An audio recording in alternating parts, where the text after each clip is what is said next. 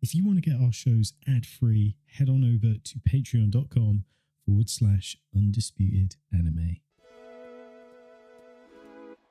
What's up, everybody? Welcome to a brand new episode of Undisputed Anime. I am one of your hosts, Zane Reed, aka Zane Taicho, Captain when you need an anime recommendation.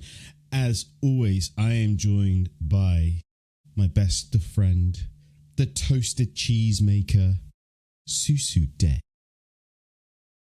I really don't know how to take what you just said then. Hey, what up? We're here. We're doing it. We're back. We're back. I mean, how are you doing? As rumor has it that you traveled the globe and you yourself delve deep into the twisted wonderland to find those Disney Bishonen. Yeah, I'm doing well, thank you. I just realized that the window is like blaring light in my eye. Yes, so let's catch up. First of all, we missed a week because I was ill and you were on holiday. And then I was on holiday and you were ill and still currently are.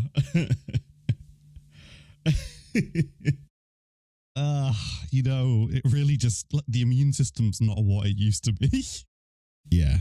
And all of a sudden after this is honestly karma, because for years and years, every time someone's been like mentioned anything about hay fever, I've just gone skill issue. And all of a sudden this year my body's gone, well, I think it's your turn. So hay fever sounds quite nice this time of year. I know. I'm literally like in this position where it's like, because I've never had bad hay fever before, I'm in a constant state of, I don't know whether this is a hay fever thing or whether I'm still like just ill with whatever I was ill with. So, but yeah, here we are. We're capitalizing on the fact that I can breathe through my nose thanks to several medicinal products. So, hooray for science! Hooray for science! No magic remedies here. It's all rooted in chemistry and case study. We'll be talking a little bit more about science and how it's helping Senku. But yes, I had a wonderful trip. Really great to go to Disney World and experience that for the first time. But yeah, sadly, no major anime references. It was just funny because my wife was like, oh, because Disney Plus has like anime, do you think we'll see a lot more? Like, I was like, absolutely not. Absolutely not. I was like, Kingdom Hearts has been a staple in Square Enix's what would you call it, portfolio of games. Yeah. We've never seen really anything at a Disney park. You get the occasional Halloween costume change for Mickey, Donald, and Goofy, and the occasional Easter egg in a short that they'll put out on social media that shows Mickey dancing and his outfits change, and all of a sudden he's the king. Or there's a Keyblade like in the background of something animated. But I think they're maybe doing a little bit more in Anaheim or the LA park, because I've noticed there's like a backing card that people can get their photos taken against. And it's kind of like, a backing card? Is that it? Like, I mean, sometimes it be like that, but it does it does deserve this is not what this podcast is about, by the way. Let's just make that very clear. But considering how much over the years Kingdom Hearts has primarily like seemed to cater for the Disney side of things, like since Kingdom Hearts 2, it's kind of like moved away from the Final Fantasy side of things. You'd expect them to kind of capitalize on that, because there are so many people who would go to Disney for Kingdom Hearts stuff, for real. Like, I'd be so much more inclined to go to a Disney park if I could get some like like exclusive like Kingdom Hearts merch or something like that. Even if they just sold the manga, or maybe like plushies of, like you mentioned before, the Donald Wizard type outfit or the Goofy Knight outfit. Do you know what I mean? It feels like there's maybe money on the table there for them to capitalize on. Well, I mean, they do those they do those exclusive like pins that you can only get at Disney parks, don't they? Mm-hmm. Like they could literally like have a whole KH series, and like people will go mad for it. And I thought it was a little crazy, and we'll probably talk a little bit more about this on Respawn in 30, but which is a gaming podcast, by the way. What? But yeah, a little one. Considering the hype around Kingdom Hearts 4 right now, and people are trying to suss out what keyblades associate with which Disney properties. Yeah. Like I'm seeing so many theories about, is it a Moana keyblade? Is it what was the other one I saw? Elements, the Pixar movie. Do you know what I mean? It's kind of like everyone's kind of like trying to find out trying to work out what worlds it'll be. Like I know that there's like a lot of talk about like a rumored is it Metroville for The Incredibles being in Kingdom Hearts 4? There's talk, there's apparently and this is like come from like leaks or like rumors or something like that, but there's apparently a world called Galaxy, which I have no idea what that could be, but there's been a lot of people looking at one single frame of that trailer, and they're like, of a trailer that's come out recently and gone, that looks like the foot of an AT-AT. Yes, I know what you mean. Yeah, I think there was something else as well, and people were speculating, is this foliage from Endor? Yeah. So you know, they're like Disney can capitalize on this in so many different ways. But this is an anime podcast, and this is probably a conversation better suited for that podcast you mentioned, Respawn and Furtis, also starring us. So yeah, we'll definitely catch up there, because there's a lot more to kind of talk about. The Nintendo Direct. I know you and Ray talked about a lot of stuff there. So yeah, we got everything except the Nintendo Directs. So yeah, we'll definitely catch up. But as Susude mentioned, this is the Undisputed Anime Podcast, where we love to talk about anime, of course, give you recommendations, of course, talk about some of the things that are happening in the news cycle with anime. So today we're going to talk about the Anime Awards, because we haven't really caught up about our reactions, our thoughts on that. We're going to talk about some announcements that have been recently made. And we're probably going to talk a little bit more about what we've been watching as the spring lineup comes to an end. And of course, the summer is just round the corner. Susude, where do you want to start? Well, let's just kick it off strong. Let's start with the news. No, it's like which will be the chunkiest portion of the show. That's what you gotta ask the question. Yeah, ask the question. It's either the news or the awards. I mean, we could probably like shoot through the awards a lot quicker because we did a whole episode about the nominations. Mm-hmm.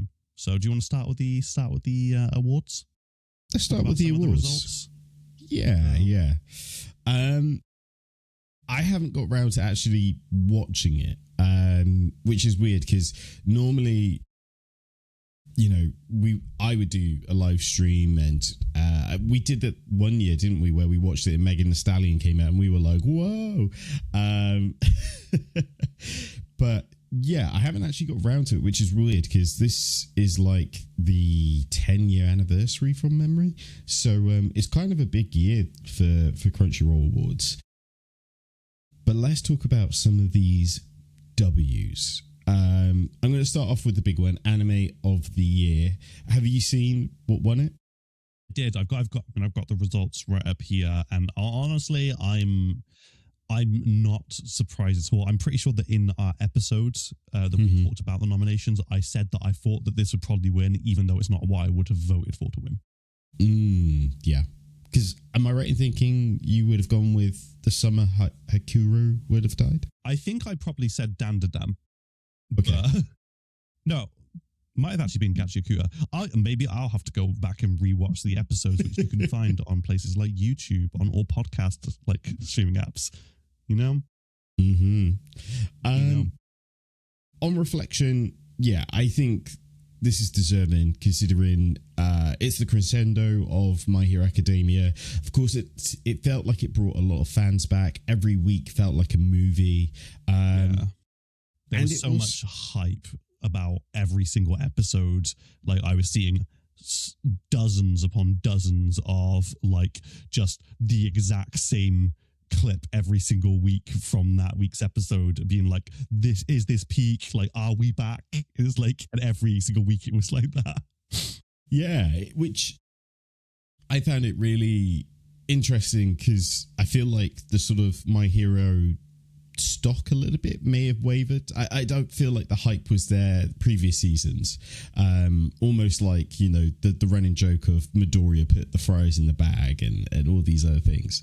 But the last season really felt like a special moment for a lot of anime fans and manga readers as well. And it felt like it broke the zeitgeist a little bit when you see people like Michael B. Jordan talking about how he's watching it week to week and how it's engaging his feelings and the storytelling and the theatrical of it all and stuff. So I thought, yeah, there was nothing else that was really kind of moving that way, I would have thought. I mean, that always ends up being like such a hit and miss thing because you'll like have half of the community that are like see a very famous person saying, "Oh, I've been watching this anime," and they're like, "Oh my god, this is incredible! I knew that I just knew I had this feeling that they were one of us." And then you have the other half of the community that's like, "Well, clearly this anime is trash. Then if famous people are watching it, if it's become that mainstream, you know what I mean?" I don't know if is there a conversation around if anime is too mainstream these days? I don't know. I think that it's less that anime is too mainstream. I think that there's probably still a large subset of fans who it's kind of like in that very hipster way where it's like the moment that something becomes popular, it depreciates in value to them because it's like before it's like, oh, I watched this anime. You probably never heard of it before. You know what I mean? Yeah, I'm just kind of like, I'm at the space where I probably hear more people are quick to call someone a LARPer. Like, I think of like the Logan Paul situation where he's like, I watch One Piece now, and everyone's like, yeah, name this character. Certified LARPer. Yeah. He did do that. He did do that absolutely incredible cosplay of the Luffy impersonator, though. So, yeah, you know. yeah. But yeah, overall, I'm kind of like in the space we're at where we're going with certain anime becoming mainstream and things. I think it's cool. I want to talk about film of the year. No surprise, film of the year went to Demon Slayer Infinity Castle. It was really up against it. It was like, honestly, it was. There were two contenders that I thought were gonna win, or one of them would win. This is the one that I wanted to win, but I'm also very surprised that it didn't go to my other thought, which would be Chainsaw Man. Is it crazy to say that I think Chainsaw Man should have won? Not at all. I think that the Chainsaw Man movie kind of stood on its own. I think that the fact that they were able to wrap the whole thing up in one go really played to it, really like played in its favor. I think that it's possible that Infinity Castle won because it was hype all the way through and it ended with having prepared you for more hype. It's like you finish Infinity Castle thinking, I'm still hungry. You know what I mean?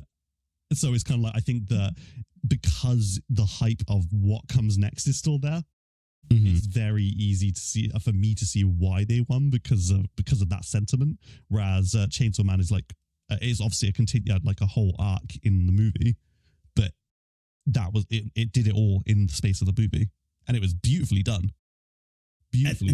But That's where I'm at with it as well, because I'm kind of thinking like Demon Slayer was almost like an endgame level, or Avengers Infinity War. It was just like amazing action, great character moments and things. But Chainsaw Man Reze Arc felt like a artistic movie, and maybe because I wasn't really expecting it when I should have, when I've seen things like Look Back and such. But it felt like a really artistic, going through this sort of adolescence love and the almost Shakespearean drama of she has to get Denji in one shape or form, where Demon Slayer was just kind of like incredible action, obviously a box office success as well, we can't deny it, but it also has its issues where it's relying quite heavily on flashbacks, and you like you said, you would have had to seen previous stuff to understand where we are in this point in the story and things. So it's kind of, that's why I was kind of leaning more towards Chainsaw Man in my own mind.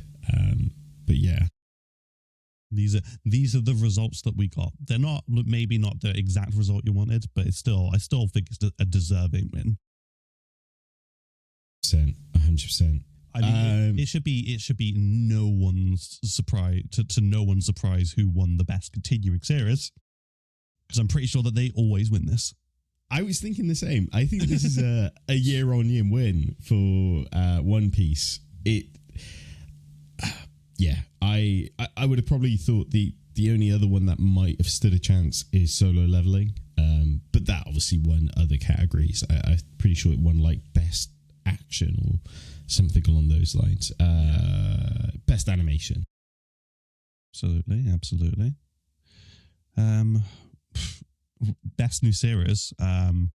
Very pleased with this. Think it deserved it, which was Gachiakuta. Really just brought something. It's not like it's revolutionary, but it just brought something very, very different to everything else that was currently in the nominations. No, it felt fresh. It's a very unique world with a very, very like refreshing like character design. Like the artwork is like phenomenal. Yeah, it's everything about it feels new and fresh, right? The character design, the power system, which they also won for, by the way. They did. Of course, a really kind of grungy opening and stuff that was really cool.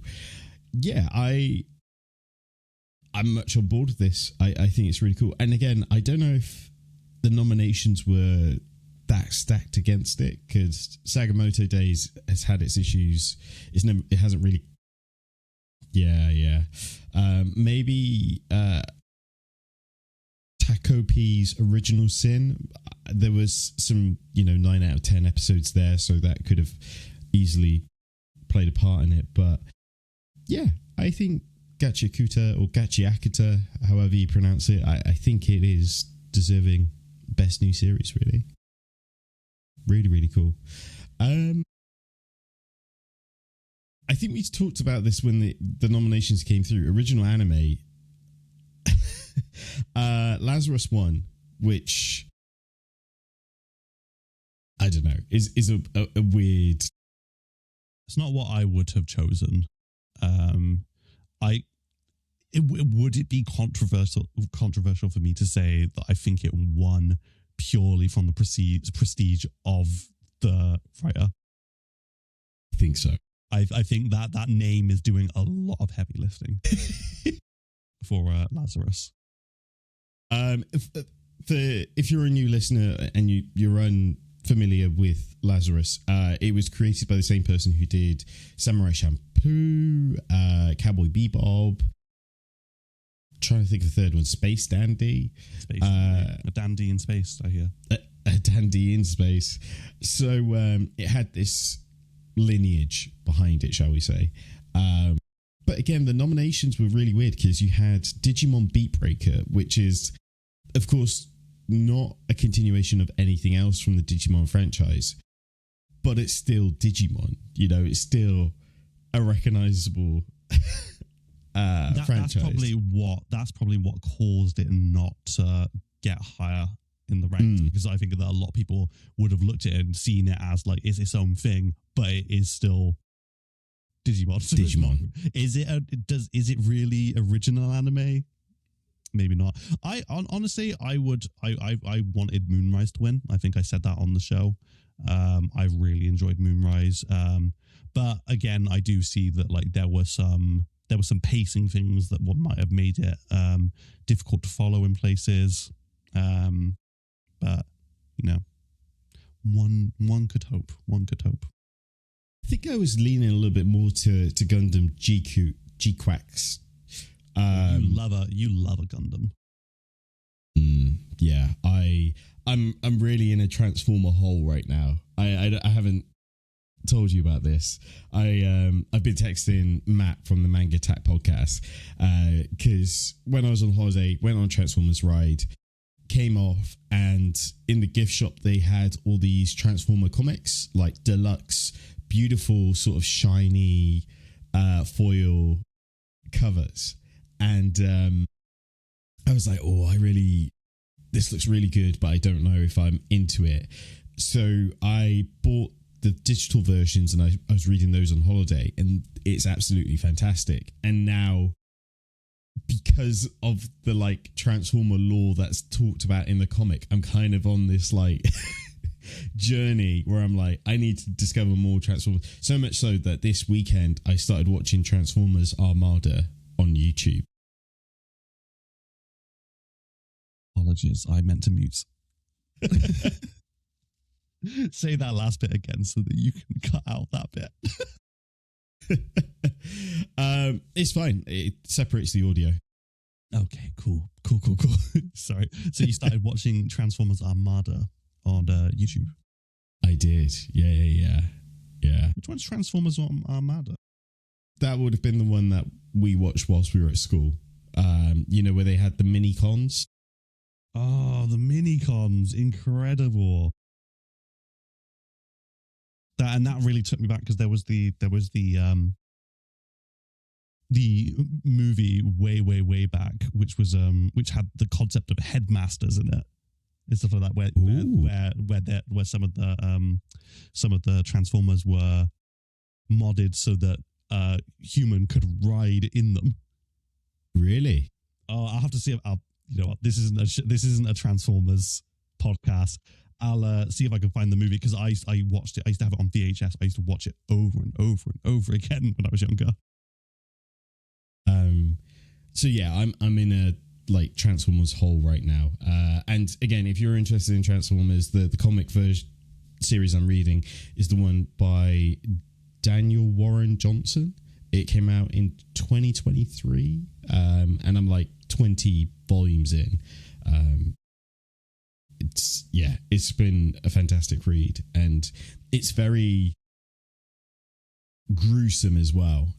So like, for example, Soundwave was fighting Starscream, and he used Laserbeak, and Laserbeak plucked out like Starscream's eyes, and it's like blue goo that comes out, and all the cables and stuff, that look like veins. So it's like very it's very gruesome. Yeah. So yeah, highly recommend. Back to the Anime Awards. Best animation went to Solo Leveling Season 2. We got best character design, as we mentioned, went to Gachiakuta. Surprisingly, Dan to Dan, I thought would win a little bit more, but best comedy went to Season 2 of Dan to Dan. And there was another category they won as well, which was best opening sequence. One's a no-brainer. So yeah, that's a good one. That is a good one. Any other categories you want to shout out, or any other big W's you're happy to see win? Best anime supporting character. We got the boy Bakugo, who arguably provided us with one of the most hyped anime sequences in a decade. Yeah. His is that the scene where he awakens and then he does the hand catch with he does the Midoriya. awakening, and when he does the awakening, and he because he chases down All for One, doesn't he? Like, yes, just like go like cackling and just like, I'm going too fast. Yeah. Peak. Like, that was his character arc, just culminated in that moment. He also saves All Might in that moment as well, doesn't he? Yeah, it's when he saves All Might from being I was going to say getting baned, but it would have been worse than being baned. Yeah, what was happening to All Might there? So yeah, that's true. Other nominations in that category, we've got Jinji from Dan to Dan season 2. That's when his powers awaken as well, isn't it? So surprised about that one. Engine from Gachiakuta. Turbo Granny. Turbo Granny, yeah, that's a funny one as well as a supporting character. I mean, Turbo Granny is like a top tier like side character. Any other awards? Surprised by best anime song went to Iris Out from Chainsaw Man.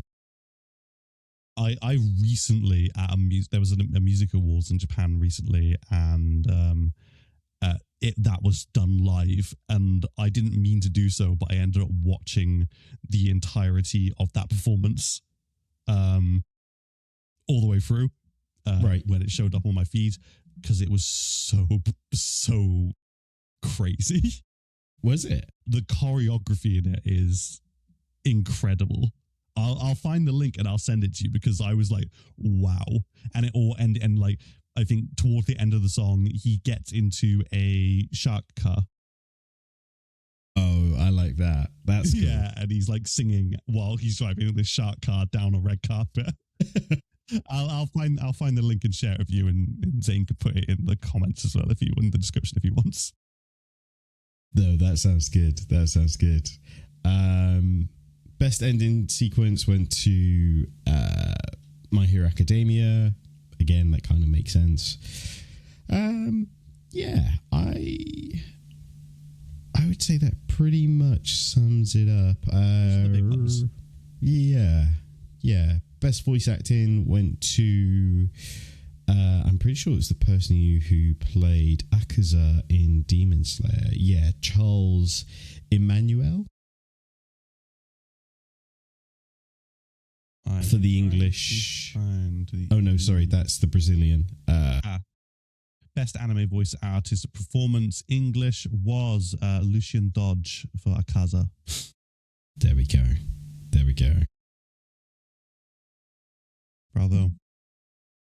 Bravo. Congratulations to all the winners. So that capsulizes, I think is the word, our thoughts on the Anime Awards 2026. But let us know your thoughts in the comments down below.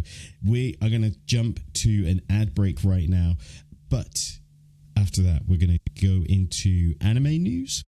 Yep, let's do anime news, because we can end on what we've been. This video is brought to you by Surfshark VPN. Now, for years, Surfshark has delivered privacy and security solutions to safeguard your data and privacy online. You could travel the world virtually, browse privately by encrypting your internet activity, block ads and malware that get in your way, and much more, thanks to its easy-to-use tools. Plus, get an extra 4 months when you sign up using our code Undisputed Anime. More details in the description down below. Welcome back. So, some anime news time. This is our segment we normally call Oi Josuke.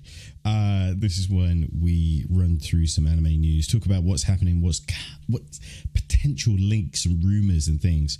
So, Susude, I want to start off with a potential big rumor that is being spun out there at the moment on the interwebs. Hit me with it.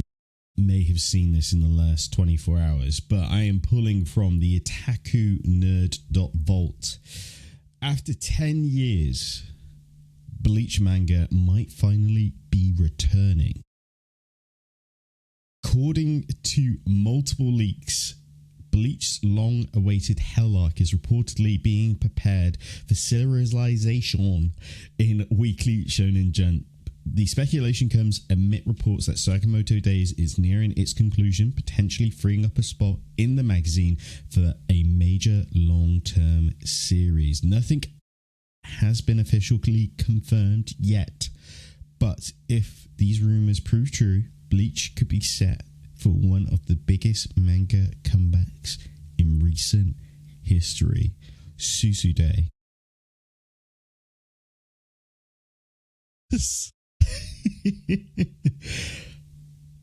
Where are we at on the Bleach scale of hype right now? So hype. I you can read the first chapter, like a prologue / It was like a one-shot special. Yeah. Of like the Hell Arc that kind of like sets up some like players, shows some people like what they're doing now and whatnot. But the thing is that even though we only got that one chapter, there have been several dozen times where I've seen on social media and other outlets like people being like, oh, like people are talking about the Hell Arc like they're getting information from somewhere, you know what I mean? For the longest time. And it gives me pause and makes me wonder if there's been a situation where it's like all this time he's just been working on it so that when it gets serialized, he can just be all like, here we go, uninterrupted. Yeah. You know what I mean? It's an incredible time for Bleach right now. Like the 1,000-Year Blood War arc has been so, in my perception, so successful on bringing new fans, for re-engaging with old fans, and some people who never really enjoyed the Bleach first time round, I'm hearing are really enjoying 1,000-Year Blood War arc. Like, its pacing's great, its storytelling is really great. Of course, for long-time fans like me, the lore drops in it has been fantastic. I want to say that one-shot chapter came out in 2021, and at the time recording it's 2026. So it has been at least 5 years since we had that one-shot. What has Kubo been thinking about? What is his plans? Of course, he's done countless interviews with Kubo Clubhouse as well about certain characters and motivations and things. This is like so exciting because he's had so much time to kind of plan, seen what's work, see what has been done in 1,000-Year Blood War that maybe hasn't been done more of. I've even seen speculation that maybe after this, the light novel books like World's End, from memory, I can't remember what it's called, like Call Your World or something.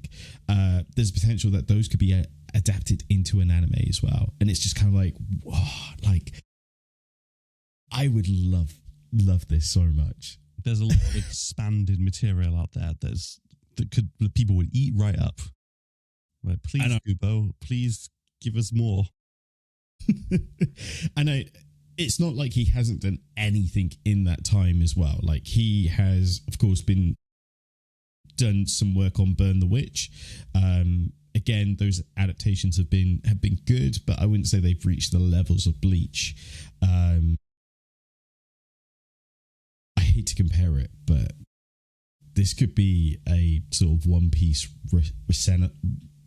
renaissance. Do you know what I mean? Yeah, I get what you're saying. It's exciting. I'm hyped for the final season of 1,000-Year Blood War. I'm hyped for this. This news has just made me more hype even.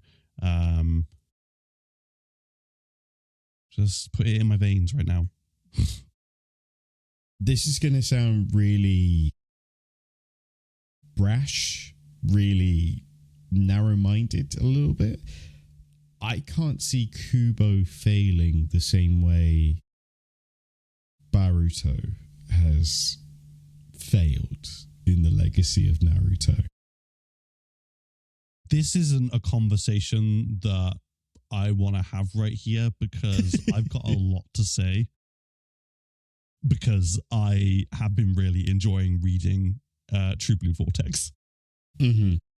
So it would be disingenuous for me to sit here and agree with you because I do not agree. I just think it's not what people wanted. I agree with that. I agree with that. But that's for another day, perhaps. So yes, we will wait and see if the rumors are true, if there is a Bleach Hell arc. Where are we with Sakamoto Days, by the way? I haven't been keeping up. Have you been keeping up with the manga? I've not. I've not actually read the manga. I was watching the anime because okay. I was like, oh, this is a good place to jump in because you know I got a lot of manga on the go. And I never got around to reading it. So I was hoping because like Matt from Manga Attack and some others had like talked really positively about Sakamoto Days. So I was like, oh, maybe this will be maybe I'll approach this like I did with Free Ren, where I'm just gonna watch the anime and the anime will kind of like speak for the series as a whole for me. Didn't find myself hooked on it like after like 2 or 3 episodes, and I kind of dropped off. I don't think it's because I wanted to. Just there were other things that were more interesting. Yeah, me and Matt did a review of the first volume on Manga Attack, and it wasn't what I was quite expecting. And I would say there is a shift over time where it it starts very much like a comedy action series, but there's more of a shift where it becomes a little bit more like aura farming action stuff. Kind of, I don't want to say like Kagurabachi, but kind of goes into that more serious tone. Do you know what I mean? It's not so light-hearted to an extent, I would say, in my experience. Is it kind of like in the way that, and this is probably the closest thing I can relate to in it, is it kind of like what they did with Katekyo Hitman Reborn, where it's like the first like 20 to 30 chapters, and in same vein, the first like 20 episodes of the anime, it's all just like gag manga, and it's like, but once you get past it, it's like, oh, damn, like there's this really serious story, and it's like a really strong contender as a shonen title. Yeah, at that point. I would say so. A little bit, kind of similar to Kaiju in a sense as well, but Kaiju I don't think leaned on the gag very much in the early stages, although it was kind of funny. But it does have that kind of slight tonal shift through.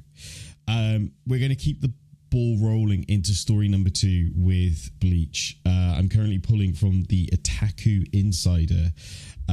Coming to theatres, Bleach 1,000 Year Blood War, The Calamity arrives to US theatres this June. Also UK, by the way, because I've been looking at tickets. Episodes 1 to 3 screens from June 25th to June 29th, ahead of the series' streaming release. The 4th and final core begins streaming in July 2026, and it will contain a lot of anime-only content. I would have loved to go and watch, but I had the good fortune of getting married on that day. So I don't think that there is a universe where I can spit, even though my wife is a massive Bleach fan. I don't think there's a universe where I could where I could get away with saying, hey, fun anniversary activity, let's go and watch Bleach. Maybe, but yeah. Crazier things have happened. It's, by the way, for UK listeners, the viewings seem very limited from what I've researched so far. Single day, right? No. There's like a single showing a day. I've only seen View Cinemas showcase it. I don't know if it's extended to other franchises like Cineworld or Odeon, to name a few. So yeah, it's hand on heart, I'm happy that there's at least some showings. It's just the case of you may have to travel to a major city or town to see it in that chain, because again, Honestly, our local ones aren't showing it. Honestly, I'm just happy to have the opportunity to watch it all in one go. I think my plan is that while I would love to watch, because they'll probably be releasing it week over week once it goes on to streaming. There's a part of me that's thinking I might forego it and just start and just wait until it's all released and then rewatch all of the seasons in one go. Just so there's no because I think that was the biggest downside to the seasons for me, was that you get to this crescendo at the end of each season, and it's like, oh, now I've got to wait like a year so for like the new one to come out, and I'm kind of like, it'll be nice to just watch it all in one go. Yeah. I'm excited for this. I'll definitely be looking to get a ticket to see it in cinema. First 3 episodes, it sounds like it'd be a super cut to me. So instead of it, I think that's similar to what we had with JJK Execution, wasn't it? It was just a super cut. Yeah, well, we got a little bit of we got a little bit of the season before, didn't we? And then we got like episode 1. Yeah. Which to its credit was like a double length episode. But still, I'm excited. It'd be good. Again, the Bleach train, we're all aboard. Hyped to see it. Can't wait. And all aboard. Yeah, let's get those numbers up. Talking of Jujutsu Kaisen, I don't know if you saw, but MAPPA celebrated its 15th anniversary with a little showcase. And part of the showcase, they followed up on some of their biggest projects by releasing some trailers. Yes, they did. We got the Culling Game Part 2 teaser, didn't we? We did. Which was a very good teaser. Yeah, I thought it was very cool. There's so much to talk about here. Of course, there's been... It's not part of this news. I'll read the news part. So I'm pulling from Anime Corner News. Jujutsu Kaisen Season 4 revealed the first trailer. The title Culling Game Arc Part 2 animated by Studio MAPPA. And as Susie mentioned, there was a lot of hype in here. We got to see Hikari stand off against Kashimo. I think that's his name, yes. Yeah. We've seen... we see Yuki and Choso look like they're preparing for fight. There's a great aura farming part where you see Sukuna's like from the nose down, and he's like walking in his like realm, shall we call it, inside Yuchi and stuff. That was like the most standout part of the teaser for me, was where they had obviously like, it was all new animation and stuff, but they recapped that moment from one of the first arcs where it's in Sukuna's realm, and he's like, this is the deal is like that you'll give me control for 1 minute and you'll forget that we had that we've made this agreement and stuff like that. And I'm like, oh, because I'm like, as a manga reader, I'm like, oh. We also get to see Megumin in like what looks like the scariest moment of his life, as he's like once again summoning Maharaga, but the way they cut it, you see like his eye, and again, if you're doing the research, you'll see someone standing in the reflection of his eye.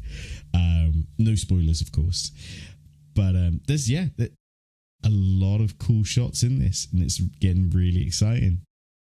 Speaking of cool shots, didn't we also get some Chainsaw Man stuff as well?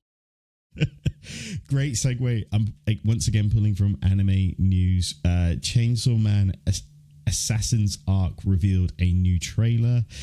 Studio Mappa again is in charge of the animation. Is this technically a season 3, or are we saying this is a season 2? This is technically a season 2, but it's like the third arc is such. But yeah, another real hype bit of animation, giving us some bits and bobs. Did we? Am I wrong in thinking? Because I'm pretty sure there were 2 things released for Chainsaw Man, and wasn't one of them like the opening sequence? That's correct. Yeah, we got a look at the opening sequence and song. So good. Such like. Say what you will about Chainsaw Man. I've said my bits about Chainsaw Man as a whole before, but their opening sequences always like slap so hard. Yeah, the animation is always impressive. Like it's like insane level of I don't know what you would call it, like frame rates or something. It openings are just bananas, but they always have like subtle hints in them as well, right? Yeah, it's very like self-aware. There's always like, it's like the first opening sequence was very much filled with pop culture references. I think that there's less of that in this opening sequence, but it's still very like kind of aware of what Chainsaw Man is, and there's like a lot of just very like funny moments, like you see like the time devil like just doing this dance like in this like psychedelic mindscape. There's that bit where they're fighting like the Rubik's Cube devil, like all the characters are fighting the Rubik's Cube devil, and like they're reveling in the joy of killing this thing. Like they like in that kind of like, you know, when you're like watching a slice of life anime and they have a beach episode and it'll show like them all kicking around in the ocean, and like then it'll like cut to their faces in like slow mo, like with the water splashing, except it's blood. It's blood this time around. Yeah. Again, I love the fact that it has this like wacky surface level, but then it has like underneath it like this dark, deep meaning and stuff. It's filled with trauma. That's the secret ingredient. Yeah. The secret sauce. And we've got 2 segments left. So again, I'm pulling from Anime Corner News. Kagurabachi TV anime officially announced for April 2027. This comes from Cypix, formerly known as Cy Games Pictures. I was really surprised that this was the studio that got it. But from what we've seen, I'm impressed. I'm like, oh, this could do the Lord's work. Doing the Lord's work. Where are you with Kagurabachi? Are you still reading it? Are you over the sort of aura farming memes? Or I need to get back to it because I was having one of those with Kagurabachi. I was like, this is really, really good. The art style's great. But I think it went through one of those periods where it's like kind of, to me, it kind of felt like it didn't know what it wanted to be for a bit. It didn't quite know where the story was going. It felt like, personally. And during that time, it felt a bit disjointed to me. And I was like, I'm finding it so hard to follow exactly what's happening right now. Maybe this will be like a Black Clover or something, where it's like kind of, it's something that I'll pick up when it's nearly done, to just read it all in one go. Same. I guess. It wasn't Black Clover. It was JJK. JJK at its very core, like if you're reading the manga week on week, because there's so much exposition in it, it's like kind of you can get a bit lost in it week over week, and you forget over like the span of months and months and years like exactly who characters are and why they're important. But when you read it back in one go, like without like breaking like for it's such a good read. Yeah. And that's Yeah. what I feel like I was feeling about like Kagurabachi. I was like, this is good. I know it's good. I just cannot follow along what's happening right now because so much is changing so quickly. But then there's these massive gaps in between the chapters, you know? Yeah. I read some more whilst on holiday, funny enough. And one thing I was kind of like, wait a minute. I don't know. It's kind of a mini spoiler, so maybe I won't say it here, and we'll talk offline. But yeah, I did find myself like, wait a minute, did this not happen a couple of chapters ago? And I kind of go back, and it's like, oh yeah, that did happen. So why is this happening? Why is this here? Yeah. But the action's still great in it. I love some of the sort of the setup, because it's kind of, again, him going on this journey trying to find his father's swords, and when the villains find out he has a sword, the dynamic change in the conversation, the battle and stuff. So yeah, I'm really enjoying it. I'm playing catch up a little bit more, but yeah, it's good. Power system, I feel like needs a little explanation now and again. Isn't really a power system to it. It's like you've either got a magic sword, a family technique, like a sorcerer technique, or you have some other sort of just like enchanted tool. It's stuff like that. But there's no like clear power system other than this guy's dad's swords are like the creme de la creme of enchanted weaponry, and that's why everyone wants them. Yeah. And there's just sorcerers. There's people who can't do magic, and then there's like these magical weapons. So yeah, it maybe that's to its strength as well. It doesn't bog down on the detail like, say, Hunter x Hunter does, where it's like, if you have your power on this diagram, then opposite that means that beats it on that diagram. Maybe someone will do a diagram one day that does cover all of that, but for now, we're left with what we got. I'm not sour on Hunter x Hunter power system whatsoever. Not me. Not you. Not Zane Taicho. Not Zane Taicho. Last bit of news. There's a lot of anime ending this spring because we are about to enter the summer, baby. So Anime Sprite News has listed some animes for us. So spring animes 2026 come to an end officially. So we have got Witch Hat Atelier ending with 13 episodes. We have got Wistoria Season 2 ending with 12 episodes, and we have got Dr. Stone Season 4 Part 3 ending with 13 episodes. With just those three, any favorites? Any that you're like, this has been my top pick of the season? For real, Witch Hat. Yeah, and I mean, this not to give anything away, it's been like the main thing that I've watched over the last couple of days because I was behind from holiday, from being ill, from other life stuff. So I've just been like, I'm gonna watch 2 or 3 episodes here every like time I get a moment to do so, and it's just phenomenally like beautiful. It's I'm actually at that point again, like I was with Free Rem, where I'm like, do I just keep watching the anime? Am I just going to wait for the anime to come out, or do I start reading it? Because can I wait?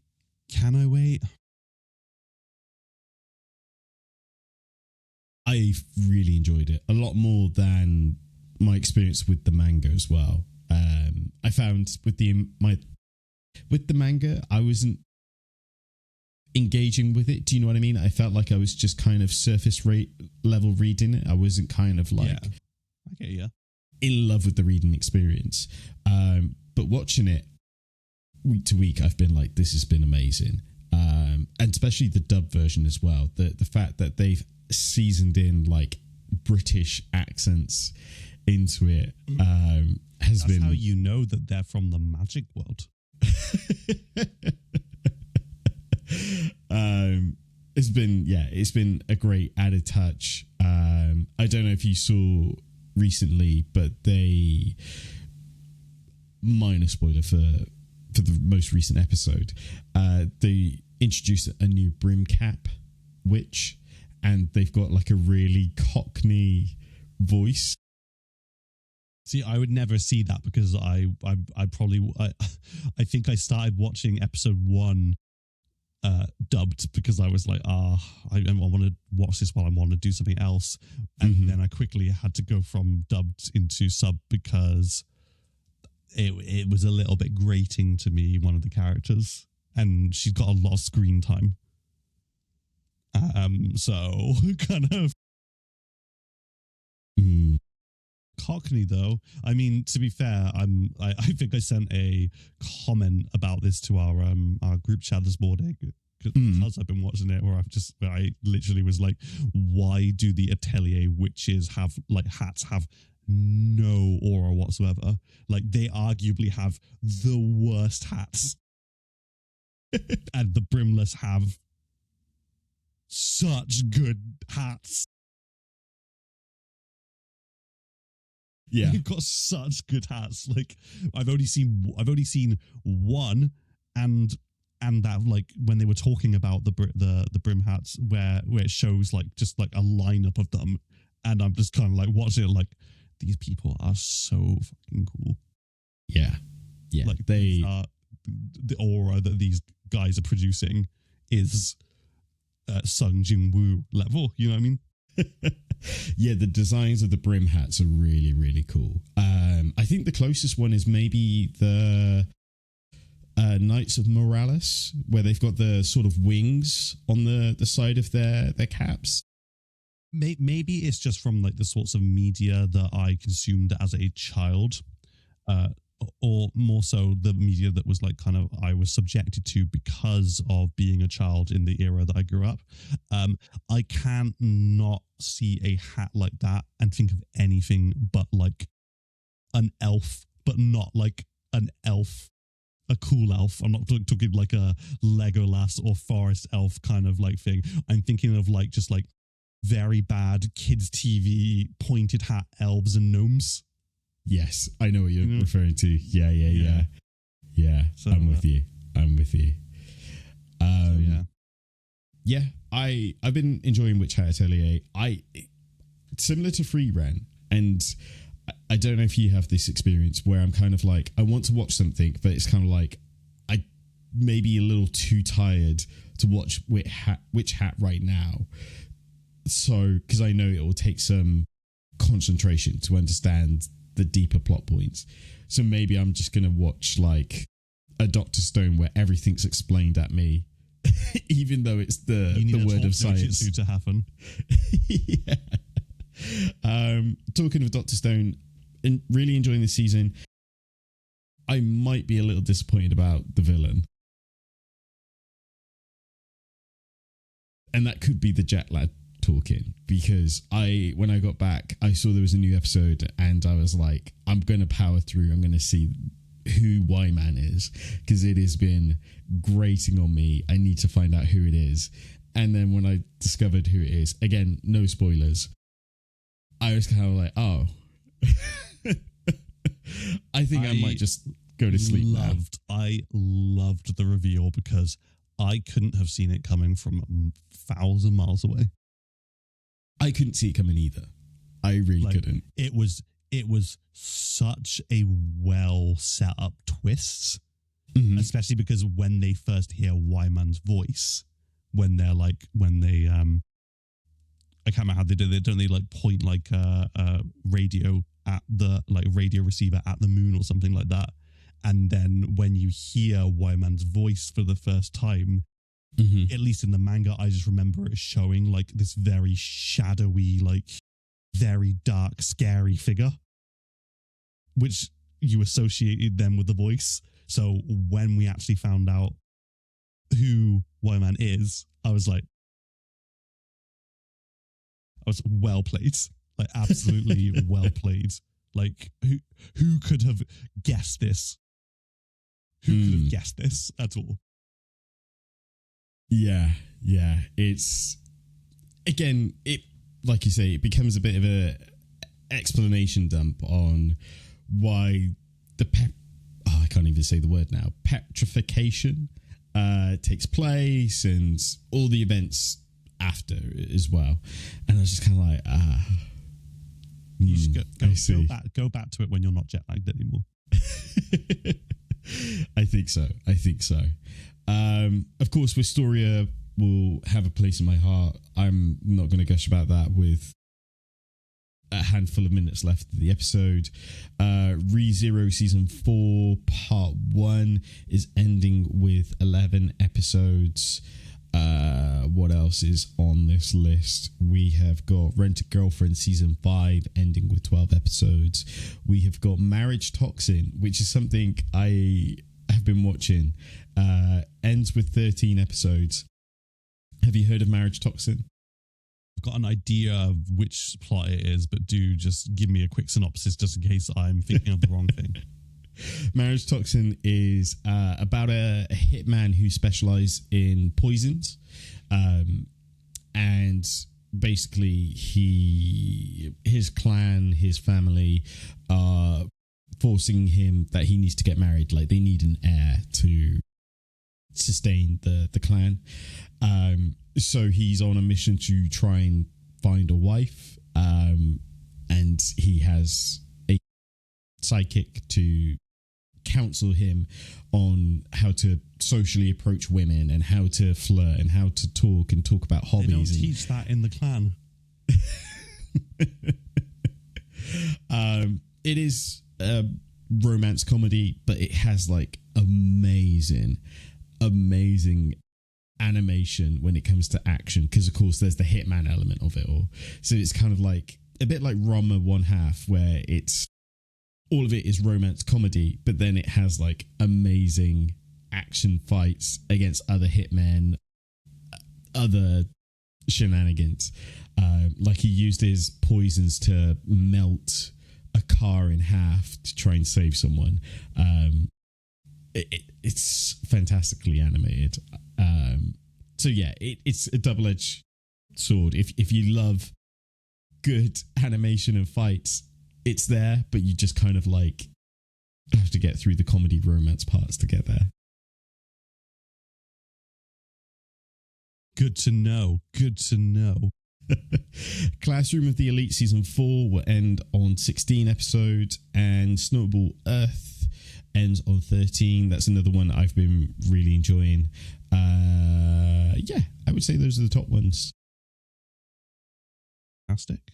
Really, I've got my one and only little entry just here because I'm very happy to know that Akane Benashe has been greenlit for season 2. Yes, I did see that. Yeah. Very happy about that. It is one of the few anime that I have kept up with, helped immeasurably by it's quite a short season. Is the manga finished? Nope, manga is still ongoing and it is the best it's ever been. That's good to hear. Yeah. Again, I've said this on the show before. I think it's one of the best manga in the last decade. I know it's not everyone's cup of tea because it's not like your typical, like it's not like a shonen battle manga. It's very full of a lot of words. But yeah, very enjoyable. I'm very glad it's got a season 2 because the anime's been done, I think, as well as it could have been done. I would say so. I watched the first episode it's on Netflix, and I was outstanded.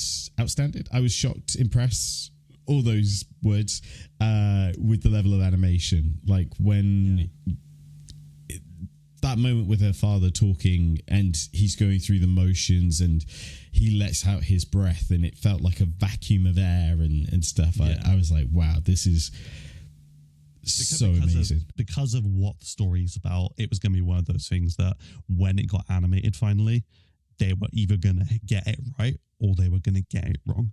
I don't think that there was really an in between. They were either going to get it right or they were going to get it wrong, and thankfully they got it right.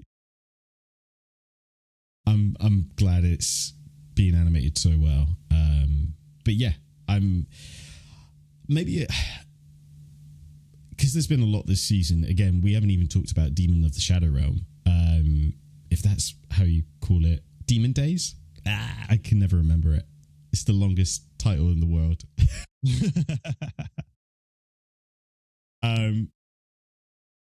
But yeah, I think I'll go back and watch it once it's all done. Mm-hmm. Yeah, I mean, it's a lot of episodes in this, so 24, assuming we're talking about the same thing, and there are only 12 episodes out at the moment. So Demons. Wait, they've got exactly that many left. Well, the good news is we've got plenty of episodes left of Undisputed Anime booked in. So be sure to like, subscribe, give us a star rating on your favorite podcast platform. If you've enjoyed the show, let us know. What have you been watching this spring season? What have you enjoyed? What haven't you enjoyed? Are you excited for Bleach? Are you happy with the results of the Anime Awards? Let us know. We want to hear from you. Of course, let us know in the comments. Check out the Patreon for an ad-free version. What am I forgetting?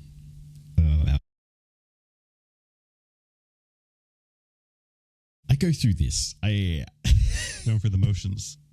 It's on the tip of my tongue. It's on the top of my mind. But yeah, loads of other episodes we got lined up. Susu Day, any final words of wisdom from yourself? Drink plenty of water, especially because it is getting very warm, depending on where you live in the world. And also remember that if you call a health condition a skill issue, one day it will come back and bite you in the ass. That's some word of wisdoms right there. Again, thanks for listening. Thanks for watching. And we will be back, no doubt, talking about the summer lineup and what we've been enjoying. We'll see you soon. Peace out. Peace.